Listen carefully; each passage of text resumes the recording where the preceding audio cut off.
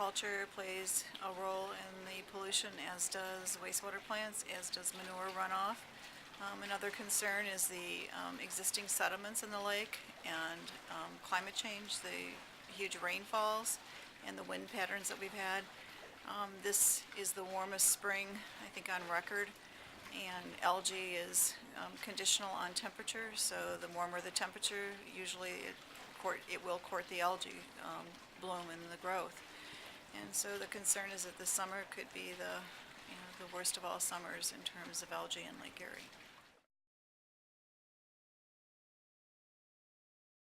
There's long-term solutions like the agricultural practices, not putting manure on frozen ground, changing the amount of fertilizer in the right place, the right time.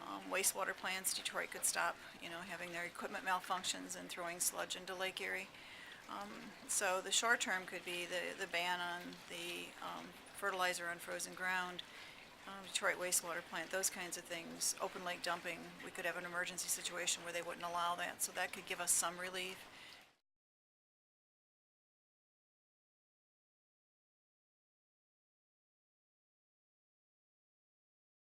The burning of the Cuyahoga was one of the cornerstones for the Clean Water Act, and certainly right now we're worried that Lake Erie will once again get a bad name. And the reality is, people talk about this even when the Cuyahoga burned. Lake Erie was never dead. It's always been a productive lake. It's always had a lot of fish. It didn't have the kind of fish we wanted back then. The good news is, as many know, is the Western Basin, because it's only averaged at 24 feet, it turns over every month about. So if we stop the sources, the solutions can be fairly quick. So there is an upside to this. We just have to create the political will to make sure we take action.